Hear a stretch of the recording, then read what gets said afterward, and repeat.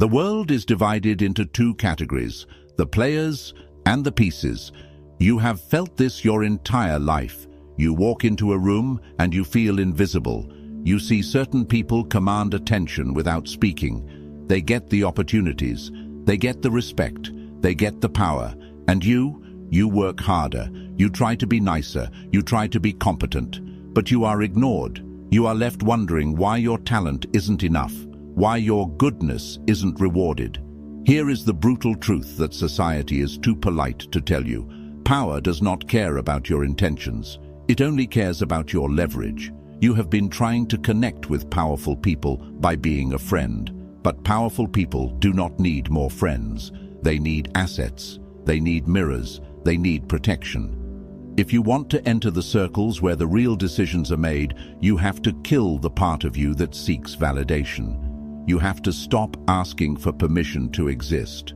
Niccolò Machiavelli wrote The Prince over 500 years ago, not as a guide for the wicked, but as a manual for reality. He understood that human nature at its core is driven by self-interest, fear, and vanity. If you ignore this, you will always be a pawn. If you master it, you become the hand that moves the pieces. In the next few minutes, we are going to dismantle the lies you've been told about networking. We are going to explore Machiavelli's 13 ruthless laws of connection. These are not tips, they are psychological weapons. By the end of this, you will no longer look at a powerful person and see a superior. You will see a puzzle, and you will hold the only key that solves it. But be warned, once you see the strings, you can never go back to being a puppet. Most people fail because they approach power with an open hand, begging for a favor. They think connection is about being yourself. That is a lie. Being yourself is a luxury for those who already have power.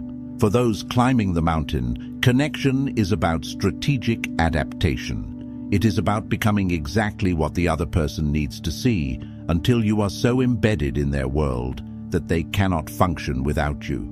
But how do you do this without losing your soul? How do you manipulate the perception of the elite without becoming a sycophant? The answer lies in a psychological concept called the void. But to understand the void, you first have to understand the 13 laws. Let's begin. Law 1. Never outshine the master. The first mistake you make is trying to impress. You meet someone influential, and your ego takes the wheel. You want to show them how smart you are, how capable, how much you know. You think this earns respect. It does not. It breeds insecurity. Powerful people are often the most fragile. Their identity is built on being the smartest, the strongest, or the most visionary person in the room. If you come in shining too brightly, you do not look like an asset. You look like a threat. Machiavelli warned us, it is always dangerous to appear better than your superiors. When you make your superior look bad, or even just lesser by comparison, you trigger their survival instinct. They will bury you. Not because you are incompetent, but because you are dangerous to their ego. So, what is the strategy? Dim your light. Make them look brilliant. When you offer an idea, frame it in a way that makes it seem like their idea. Ask questions that allow them to give the answer. Feed their vanity. This is not weakness. This is camouflage. By allowing them to feel superior, you lower their defenses. You become safe. And once you are safe, you are allowed inside the walls. While they are busy admiring their own reflection, you are quietly observing their weaknesses, learning their patterns, and securing your position. Let them have the glory. You take the influence. Law 2. Conceal your intentions. A predictable man is a controllable man. If I know what you want, I know how to use you. If I know you want money, I can buy you. If I know you want praise, I can flatter you. Most people wear their desires on their faces. They walk up to powerful people and their eyes scream, I need something from you. This reeks of desperation, and desperation is the ultimate repellent. To connect with power, you must be a cipher. Machiavelli advised, keep your friends close, but your intentions closer. Be unreadable. When you enter a room, do not reveal your endgame. Talk about everything except business. Talk about art, philosophy, their hobbies, the wine, anything that humanizes the interaction. Make them wonder why you are there. Mystery creates attraction. When they cannot figure out what you want, they become intrigued. They start to project their own desires onto you. They start to chase you to figure out the puzzle. Never show your cards until the pot is yours. Be friendly, be open, be charming, but keep the core of your ambition locked in a vault where no one can see it. The less they know about your motives, the more power you hold in the negotiation. Law 3. Appeal to self-interest, never to mercy. This is where the nice guys finish last. You need a favor, you need a mentor, you need an investment. So you go to a powerful person and you tell them your sob story. You talk about your struggles. You talk about how much you deserve a chance. You appeal to their gratitude, their kindness, their morality, and they might smile, they might nod, but they will do nothing. Why?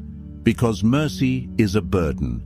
Powerful people are busy. They are constantly bombarded by people asking for help.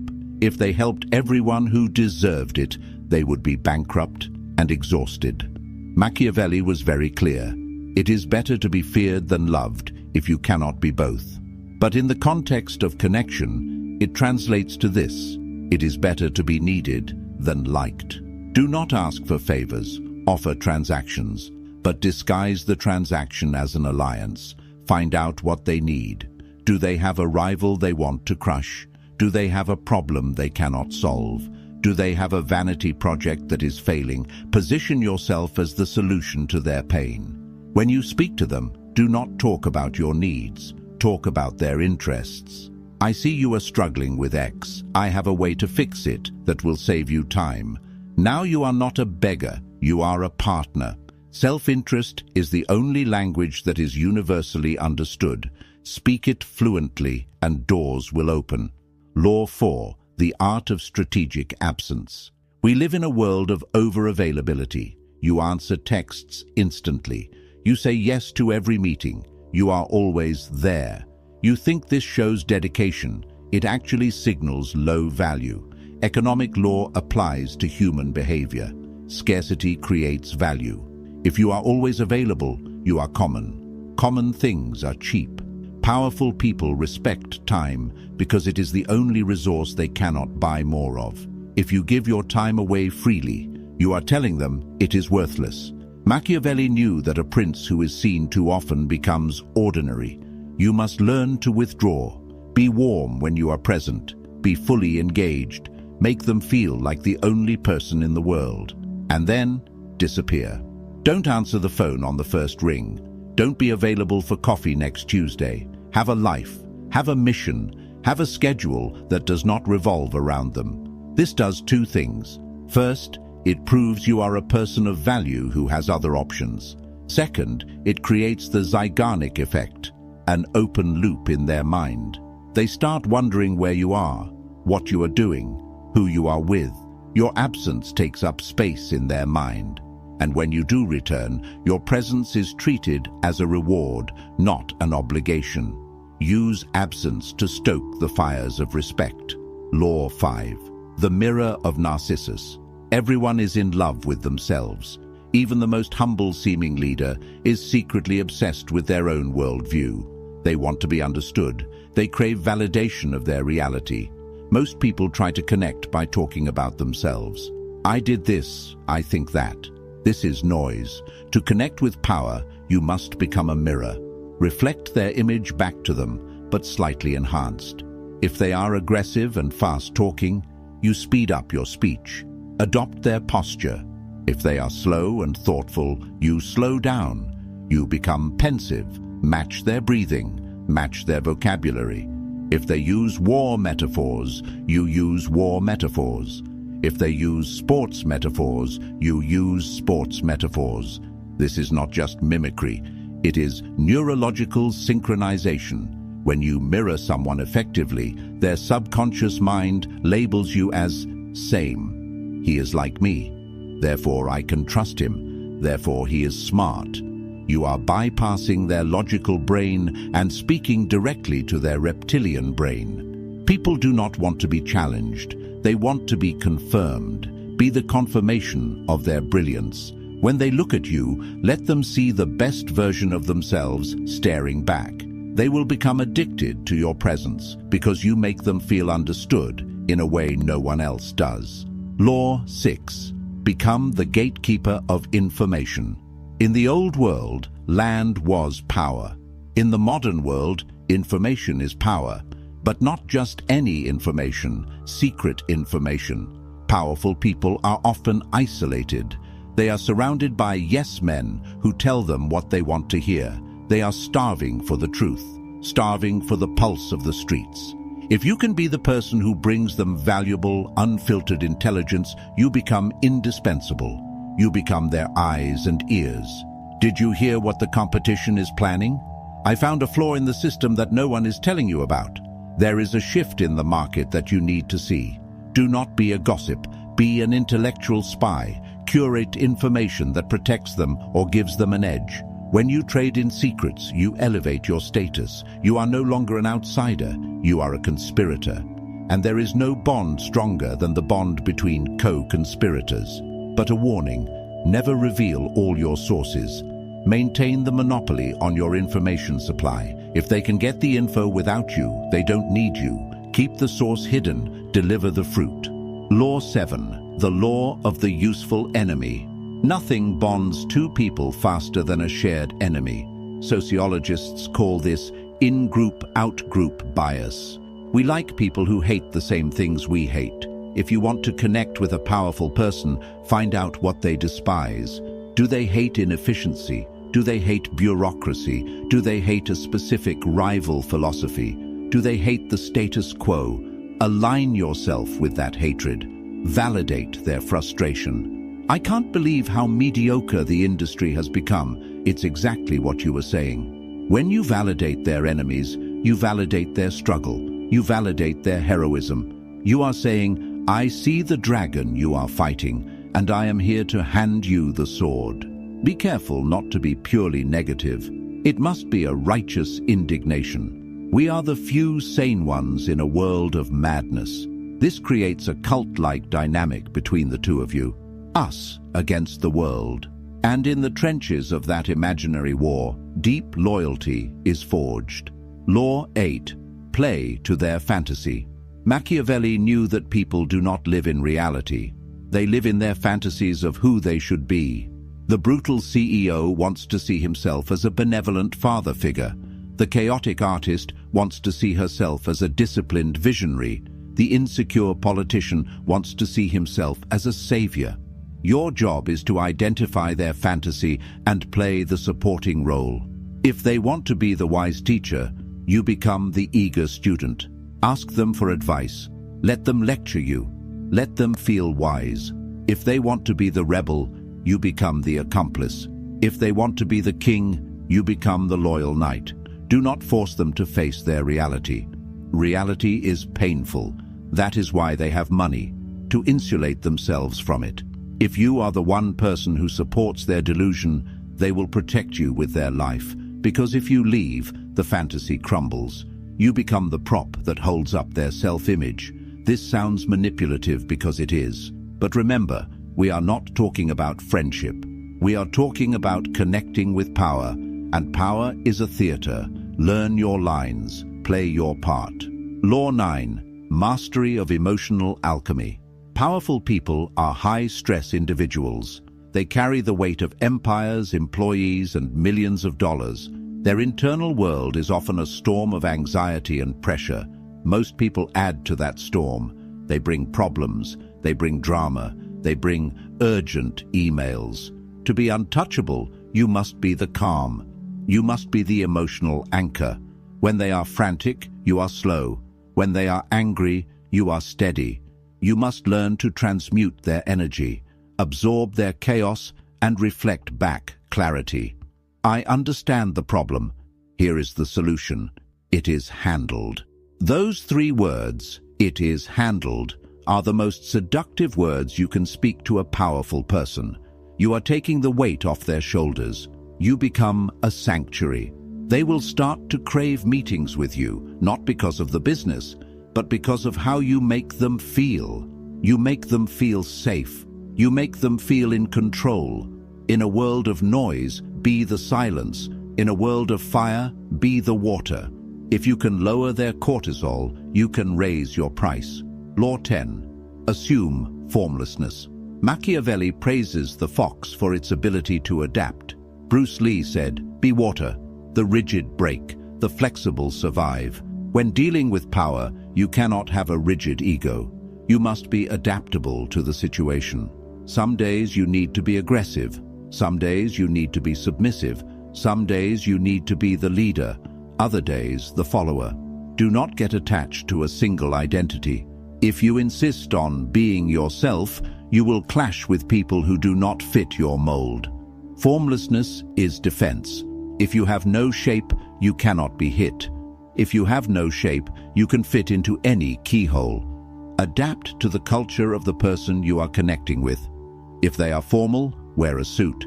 If they are casual, wear jeans. If they drink whiskey, you drink whiskey. Remove the friction. Make it easy for them to assimilate you into their world. The perfect spy is the one who looks exactly like the citizens. Blend in so you can stand out when it matters. Law 11. Create dependence. This is the ultimate Machiavellian law. Make yourself necessary to those above you. If they can replace you with a LinkedIn job posting, you are unsafe. You must weave yourself into the fabric of their success. Find a task that they hate doing, but that is essential to their survival, and master it. Take ownership of a client relationship that they cannot afford to lose. Hold the keys to a system that only you understand. Become the bridge between them and something they want. If you are the bridge, they cannot burn you. Do not teach them how to do what you do. Keep the skill esoteric. The more they rely on you for their peace of mind, the more power you have. Independence is a myth in networking. The goal is mutual entanglement. You want them to wake up at 3 a.m. and think, "My God, what would I do if your name left?" Once you achieve that thought in their mind, you have won. You can ask for the raise.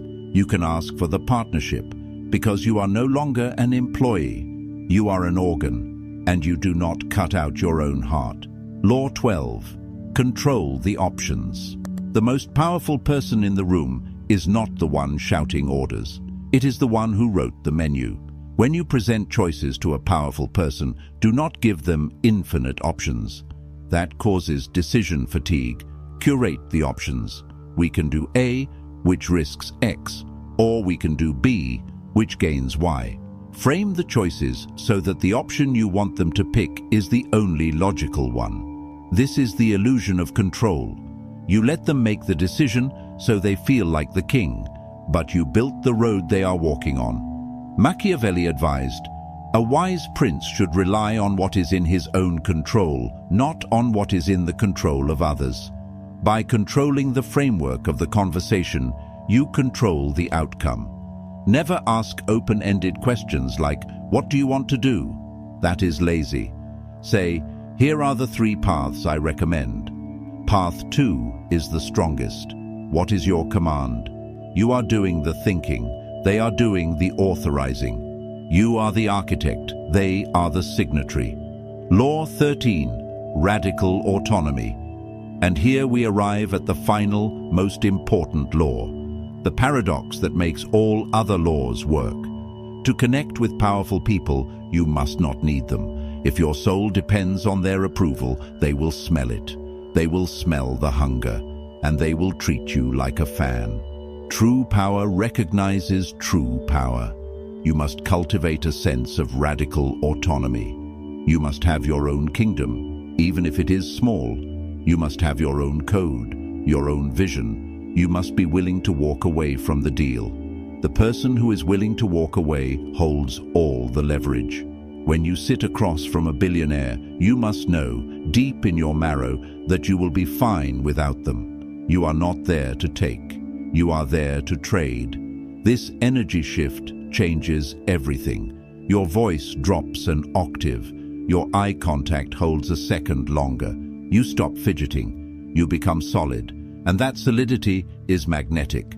Powerful people are lonely because everyone around them is fluid, bending to their will. When they meet someone who is solid, someone who respects them but does not worship them, they are fascinated. Be the rock. Be the sovereign of your own mind. Connect from a place of wholeness, not a place of lack. Take a breath. Let those laws settle in. I know what you are thinking. This sounds cold. This sounds calculating. This sounds manipulative. It is. But look around you. Look at the world you live in. Look at the structures of your company, your government, your society. Do you think they were built on hugs and transparency? Or were they built on strategy, leverage, and understanding human nature? You have a choice. You can remain innocent. You can cling to the idea that the world should be fair. You can stay in the passenger seat, complaining about the driver. Or you can grab the wheel. Machiavelli was not evil. He was honest. He looked into the abyss of human behavior and didn't blink. He saw that we are driven by fears, by ego, by the need for security. To use these laws is not to abuse people. It is to understand them better than they understand themselves. It is to speak to their shadows, not just their masks. When you apply these laws, the dynamic shifts instantly. You stop being invisible. You stop looking for a savior and you become the strategist.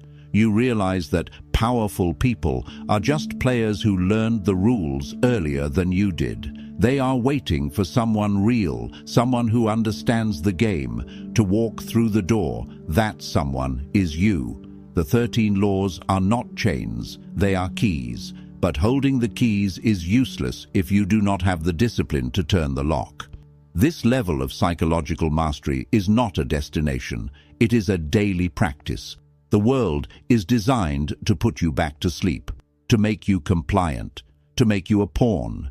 If you refuse to go back to the herd, if you are ready to sharpen your mind until it cuts through the noise, then make the choice right now. Do not just watch. Align. Click the subscribe button, not to support the channel, but to make a contract with yourself, to signal that you are done being a spectator. Welcome to the inner circle.